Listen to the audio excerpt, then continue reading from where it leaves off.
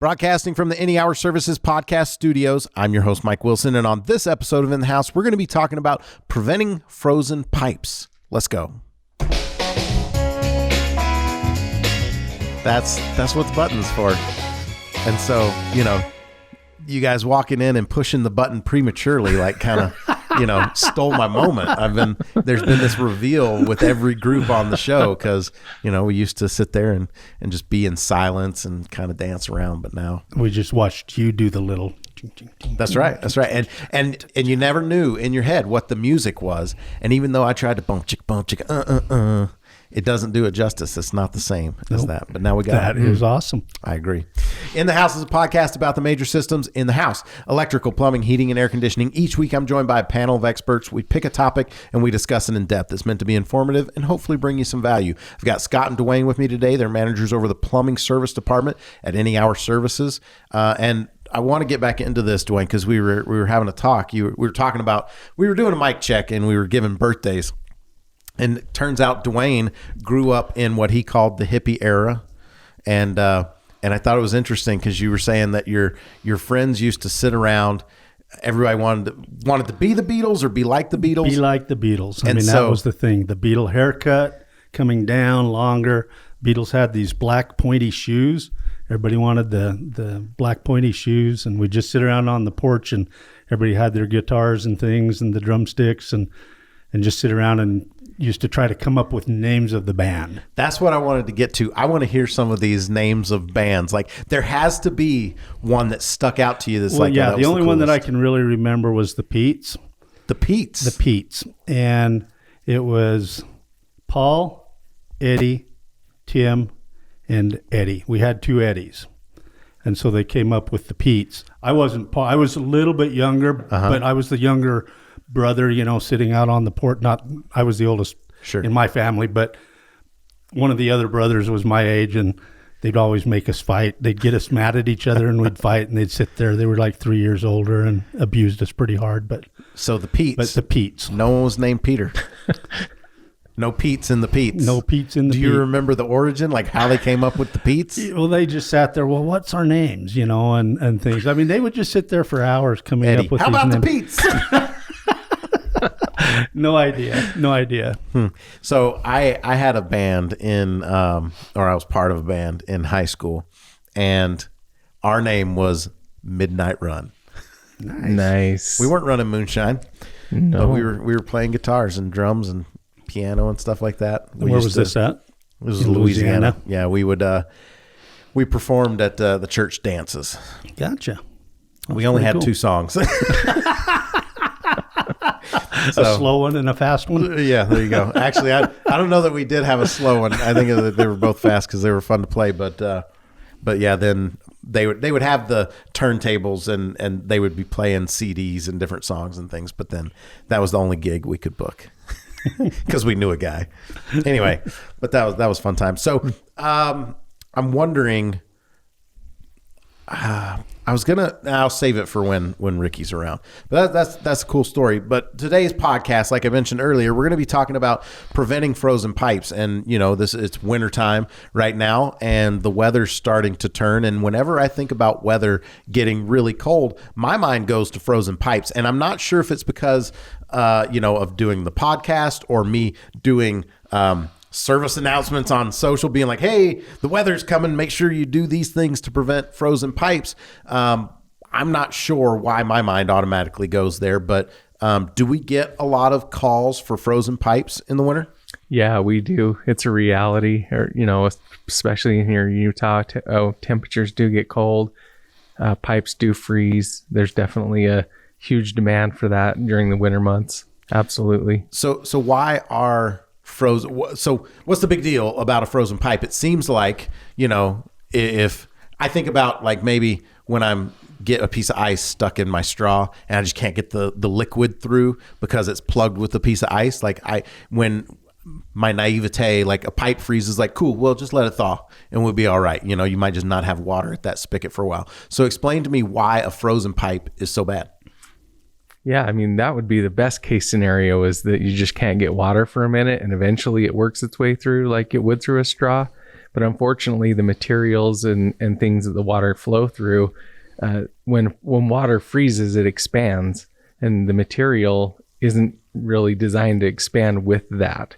And so, as you can imagine, if it can't move and the ice does, you can imagine the drama that can happen if it bursts.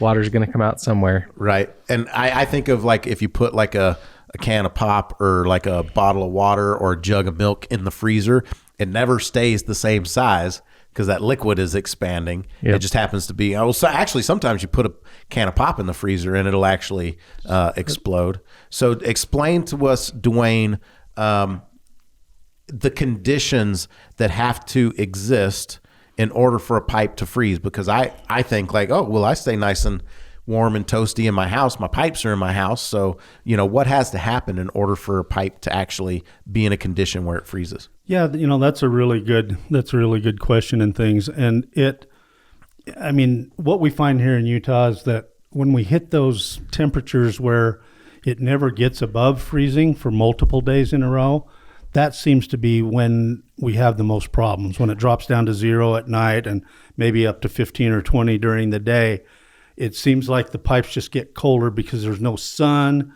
on the outside of the house. There's nothing warming anything up. We get that kind of inversion and so things. Is it less of a big deal if it's like getting above freezing during the day? Yeah. So it's like when the highs and lows are like well below freezing? Well, plus the longevity of it. Like if the length of time it's colder, you're going to have more issues. It's like when you see the lake freeze, when you have really cold days, that lake freezes quicker. Well, but for instance, like next week, we're going to have, or maybe it's this week. I've lost track of time. I don't know. But like I saw in the weekly forecast, it was going from, 30s in the morning or as a low and 60s as a high to all of a sudden we're going to have 20s as a low and low 40s as a high. Is that a potential of, and it looked like it was for a pretty good stretch. It's not necessarily going to be getting warmer going into the winter. Is that a condition that causes frozen pipes, or are we okay in that and need to watch it when it gets even colder? Yeah, when it's just a one little shot, there's going to be, any pipes are susceptible. And if you're home, a lot of that one depends on the construction. Where we see more of the problem is when it is day after, when we get multiple calls, when it's day after day after day. Frost can actually, when there's snow on the ground and we get turned cold, there's less frozen pipes as far as the water mains go because the snow is a great insulator. Last month we had that pretty hard freeze and it was just for one night, but it dropped down to like 18 degrees. And I've noticed from our call volume that we've had a lot of what we call frozen hose bibs. Do you think that happened during that time? Yeah, because it happened so early. The sprinklers were still on. Got it. The cities hadn't shut down everything yet. Some of the cities had secondary water, but people were also still watering their plants and their lawns because maybe at the 1st of October, they shut the cities, cities. Bleep, bleep, bleep. The cities shut the water off. I don't know at what timestamp that was, but Dwayne just like blessed us with a word he probably shouldn't have. It was unintentional, people. Don't judge him. That was a tongue twister. It was. So that one night dropping down to 18 degrees, just from people not knowing it, water freezing in the hose and like back in the hose bib, that caused some frozen, busted pipes, I guess, from the pipes freezing. Yeah, we kind of found there's been a lot. We usually have that happen in the springtime. It seems to be when that mostly happens because it hit in the fall. They didn't disconnect their hoses, but nobody uses them during the winter time. And then in the springtime, they go out to... Could it also be a product in the springtime of like the reverse happening, meaning it warms up for a day or so and they like plug the hose in and then it gets cold again, or is that less? Here in Utah, it snows in July, so we're susceptible to any really weird deal. We've had snow late in the year, so it can just... Would you say that of the frozen pipes, the ones that are like causing the leaks, are frozen hose bibs the number one thing that you get, or do you end up with like pipes along exterior walls or in the eaves?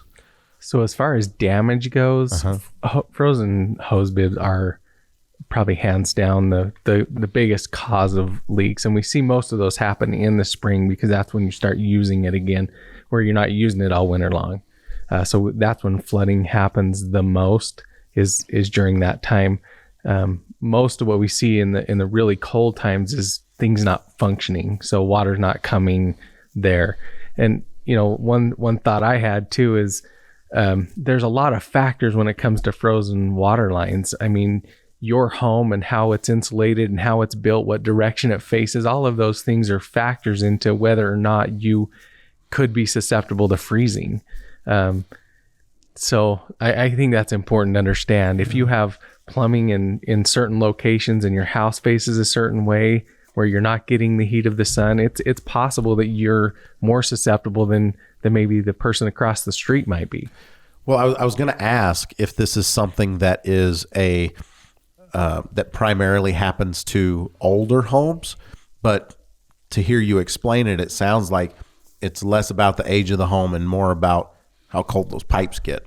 And the location of the piping and stuff where it is. We try not to, the rule of thumb is we try not to put plumbing in any outside walls. In my house that I had previous to this one, there was a laundry room addition down in the basement. Well, it was a little decent sized pantry room with a laundry room in there, but no heating duct was put in that room. And I found that one winter, the first time I had the issue was we went down to use the washing machine, and we were actually living down in the basement while we were remodeling the upper two floors, and the washing machine didn't work. Well, the pipes came down an outside wall. Well, we'd always close the door to keep it quiet because the kitchen was right there, and it got really cold. So after that, then I had a little portable electric heater that I would put in that room. So did you end up with a frozen pipe? Oh, yeah.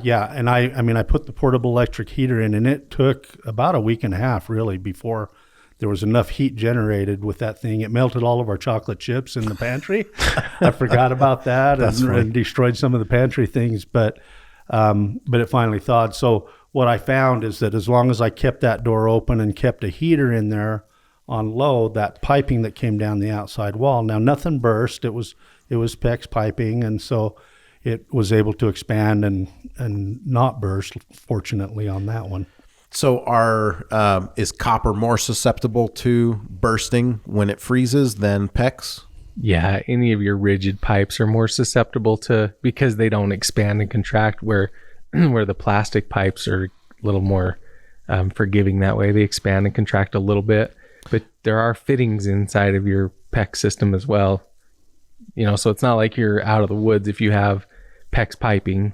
So that's important to understand. And I assume, copper's a softer metal than like galvanized, right? And it's usually thinner than a galvanized, line. So I'm assuming that copper is kind of the biggest one. And you mentioned the PEX still has fittings within the system. Most hose bibs are all hose bibs. Do they have that copper piece that goes back into the wall that then the PEX can connect to? Yeah, so the hose bibs are designed, and these come in different lengths, and they're designed to go in 8 inches, 10 inches, 12 inches, 14 inches in, so that you're beyond back here where it's warm. So for those that are listening, Dwayne is holding a hose bib. It's called a frost-free hose bib. A frost-free hose bib, and what we usually see as a homeowner is we just see the little piece that's sticking out of the house that we connect the hose to. But in this particular case, there's probably a 10, 12 inch piece of copper that extends back into the wall, and then there's PEX connected to that. And explain what makes it a freeze-proof or frost-proof or whatever you called it. Frost-free. Frost-free. Yeah, they are actually coming out with a freeze-proof. If I put my Frosted Flakes in the microwave and press defrost, what would happen? That's a side note. Okay, never mind. Let us know. Crickets. I don't know. There for a minute, I heard that feedback in the headphones because no one was talking. Because nobody was talking. So if we could change the feedback to be crickets instead of like some buzzy fuzzy noise. Okay, sorry. So these have a really long, what we call the stem, and then at the back of the stem, there's a washer that seats back here. So what people experience is that first time in the spring when they go out, first nice spring day, they go out and it's like, I'm going to wash the cars, get all the salt off the car. So they go out, put their hose out there, put their sprayer on the hose. They're hosing down the driveway, washing the car and everything. And in the wintertime, because they forgot to disconnect the hose early enough, you get a split. And these splits are about an inch long, and it just splits the copper out. And the thing that's interesting about this is, for those that are listening that can't see, this long, stem that goes into the back of this copper piece, the part that actually shuts the water off is way back at the back. And the reason that is because the further you can get it from the cold outside, in theory, it should keep it from freezing. But when you keep the hose attached to the hose bib, it can't drain out. It's still full of water, and these things are splitting back in the wall. So it's not splitting, up close. It's splitting back at where that thing is set. And you don't see it coming out. So there are a few that split right there, and people turn it on, and water starts coming out of the wall right there where they're at. But yeah, no, it's really it's kind of one of those sad things. But as soon as they turn it off, then you're fine, because now it's sealed back here. Mm-hmm. And so, but all day long, they've been out there, they're sunburnt, they're tired, they come in, and all of a sudden there's 2 inches of water in a bedroom in a basement, because these are always on an outside wall.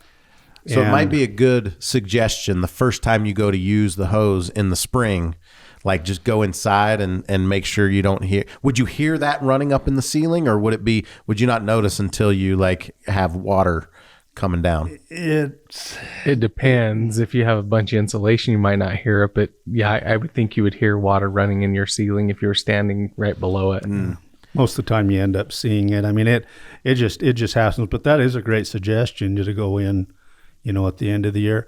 Sometimes we find that even if the hose is disconnected, during the construction of things, sometimes the construction or the brick mason might be going along laying bricks, and he's like, if I lift this up just a little bit, and it'll tilt and then keep water trapped back here. And even if you disconnect the hose. And so when we run into these, we train our guys to make sure that we re-drill holes, chip it out, and make sure that it's correct again. Otherwise, we're back there the next year repairing the same thing again. Yeah, and I thought that was interesting. I'd never really thought of that as well in a new construction setting, because again, if you're listening, you've got this long piece of copper, and if you can imagine, it's designed so that if the hose is not attached, the water that is in that long piece of copper is supposed to drain out. And I've always wondered why when I disconnect my hose, it seems like the bib is leaking because water's always coming out, and I don't realize that it's because it's draining. Cup and a half, almost probably 2 cups in there. And so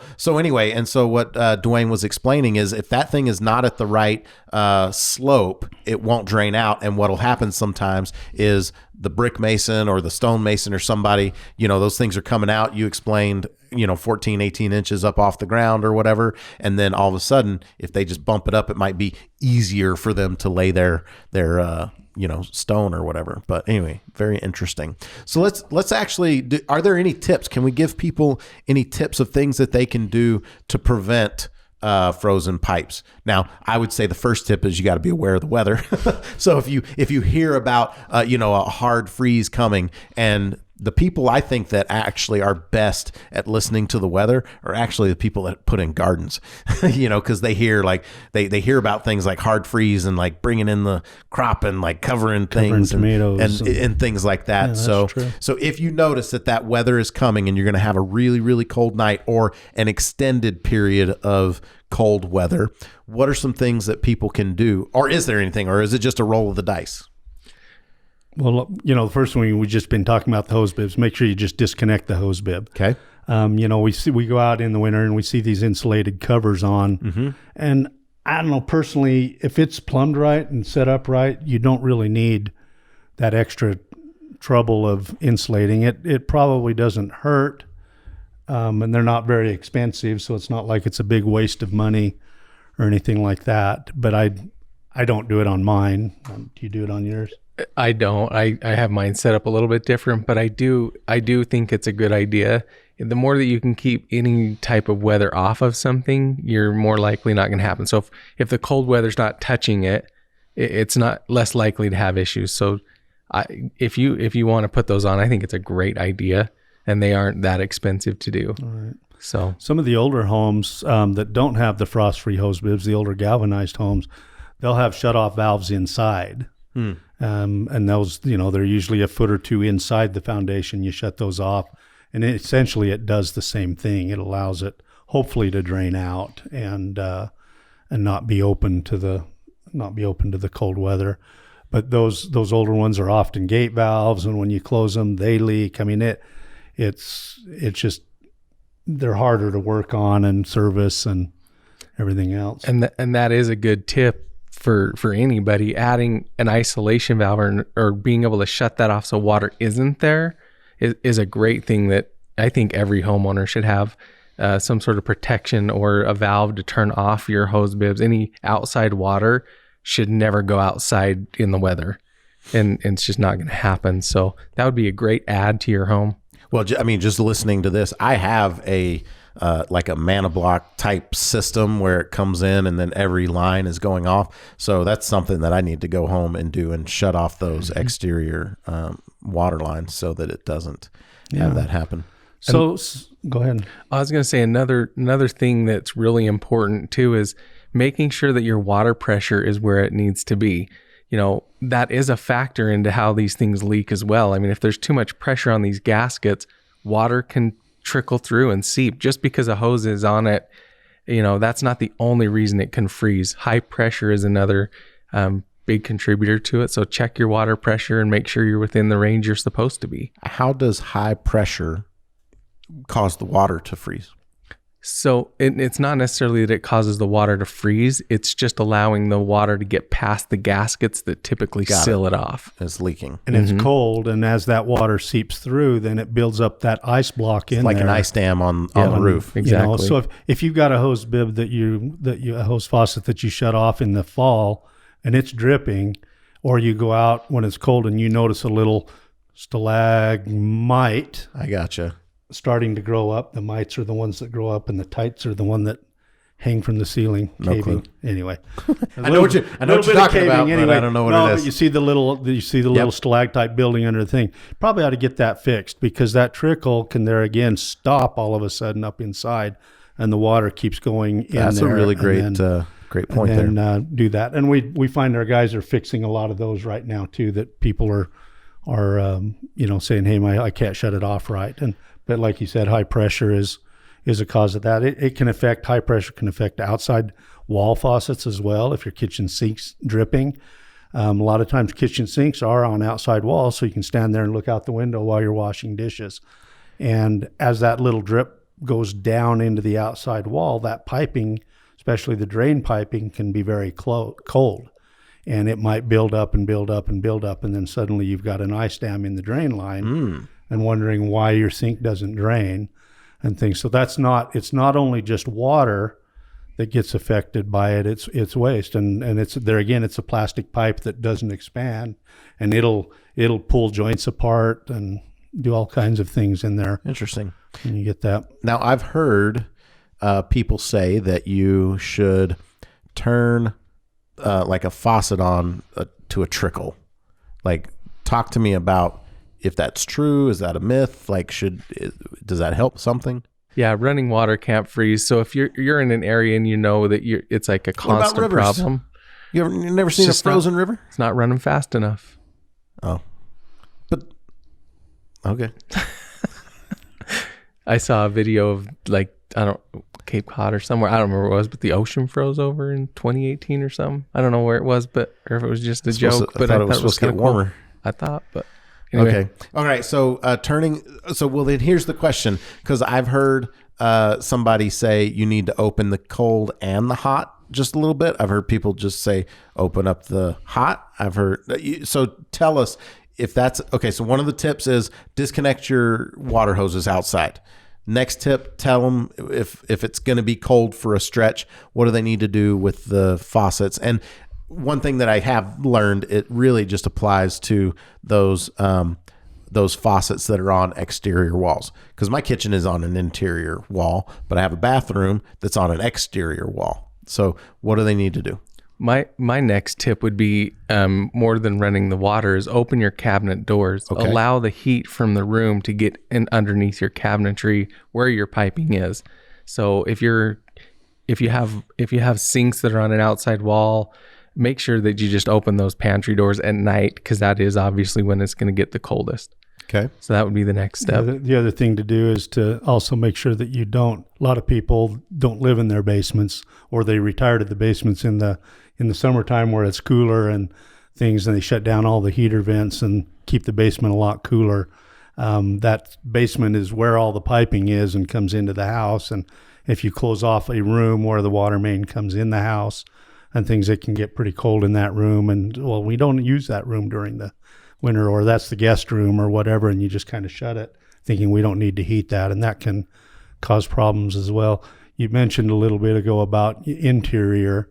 We did a training with our plumbers last Thursday, and we talked about how the houses are all set up. The current construction of housing is set up where there's an outside combustion air grill that brings cold air in, so that the furnace and the water heater and the appliances can make up the air that they have that's burning. Yep. And those ductworks get cold, and we go in and we find teddy bears and pillows and things shoved up in there, because it's always cold and things. But a lot of times piping, if it runs through, and all they do is they take a joist bay and just use that as the runner, put a galvanized liner in there. But a lot of times the plumbing is running right through there. And in the middle of the winter, your furnace is going full blast and running and running and running, so that air is being pulled through. And we've seen those pipes in the middle of the home Really? freeze, where half of the home is working, the other half isn't. And that's one of the things that we find Interesting. on that. So, okay, so I just want to go back real quick. So you said open the cabinet doors. Are we saying that people shouldn't, like, they don't need to like open the faucet, or should they like turn the faucets on at a trickle? If you're freezing often and you know this is a problem, running a faucet is a good thing. I wouldn't recommend this for everybody. It also depends on your type of faucet. You asked if you do hot or cold. Well, it kind of depends on what faucet you have. If you have two separate handles, you need to do them both. If you have one, those mix together. So yeah, running water for me is something that if you know you have a problem constantly, run it. It's less likely going to freeze if the water's moving. Gotcha. And you usually want to try that on one of the most remote faucets, but also one that you don't use. If you've got an area where you don't go to that one, because we always get in the habit of shutting it off, and we just do it without even thinking. We might leave the bathroom sink, and when we say what our rule of thumb is, typically just a drizzle just beyond a drip is about all you need. It's not like you need to fill up a cup every minute or anything like that, but just barely past a drip, about a pencil lead size. Oh yeah, pencil. That's a big running water there. Yeah, no, pencil lead size of thing. And there again, it just, when it's that cold snap for 2 weeks in a row, just what's it going to hurt for 2 weeks to just drizzle a faucet? I know years ago, I was a good son, came up from California at Thanksgiving for Thanksgiving dinner and stuff at my mom and dad's house, and brought my tools with me. And it's an older home built in the 30s, and faucets were leaking and tubs were leaking. And I went through and I fixed all the leaks in the house, and it was good. I did a good job. Me and the local hardware store got to be good friends, and getting all these old things. But about 3 weeks later, I get a call from Dad, and Dad says, "Hey, I don't have any water to the house." And because I had fixed all the leaks, it was cold, and the main line coming into the house was a little shallower, and it froze. And it had never frozen before, because Dad had always had leaks. And so, it ended up being that they had to get a welder. My uncle came and helped hook up a welder to both ends and got it to thaw and all that kind of stuff. But Interesting. So let's just say that, okay, people do everything they can, or maybe they don't think they're in the situation where they are going to have a frozen pipe or busted pipe. And I guess the scariest one isn't it's frozen and you can't get water out of it. That's the best case scenario, right? It'll thaw and you can eventually get it back out. But let's talk about if someone finds themselves with a pipe that burst from a frozen situation. What do they need to do? Hopefully you're familiar with your plumbing system enough to know where your main shutoff valve is. That's if you're having something break in the home, that's where you need to go, is turn it off at your main shutoff valve. So going into your season, make sure you know your plumbing system well, know where you can turn it off at, and go turn that off. That will at least stop the water from coming. And then I would go to, if I had a leak, I would go to the lowest plumbing downstairs, and I would open that up to get the water pressure out of there. So that you're not having all of that water come out of your leaked area. That's a good point. So in addition to shutting it off, go try and relieve some of that pressure into a drain. Yeah. Let it go somewhere effective. So. Yeah. And I mean, and that it happens to where when we start thawing things, that's when the leaks start spraying out, when the pipes are burst and things. I went on one job once that it was a condo and it was a rental, and the granddaughter was managing it for the owner that was back in Michigan or wherever. And the tenants moved out, had the gas turned off, and then they were going to come in and do some remodeling and things and get everything cleaned up before they listed it again. Well, in that month's time frame or so, it froze hard. And I walked in, they said, we got an issue. I came in, and it was one of these where you walk in the stairs and you can walk up and walk down. There was 2 inches of water. Well, ice, I mean, it was a skating rink downstairs in the whole basement there, in the whole lower level. And we ended up finding, I found one leak, and I'd fix it, turn the water back on. We got it heated up, got the gas turned on.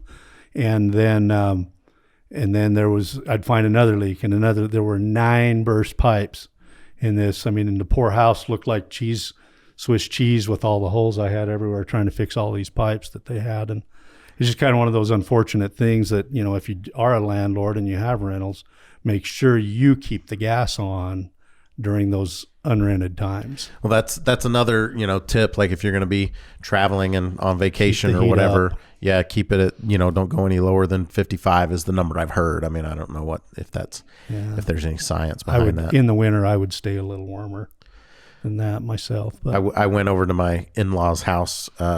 They were in Israel, and they were going to be coming back, and we went over to do something, and they turn it off. They would turn their furnace off, and it was like really cold. And so I turned it back on because, we walked in the house and it was just as cold inside as it was outside. And I was like, you can end up with a frozen pipe. Sometimes we don't think about it. Another thing we don't think about often is a lot of times on the 2-story homes, they'll put bathrooms and things over the garage. The master bedroom and master bathroom might be over the garage. And if you drive away and leave your garage door open, you can start having issues there in that area.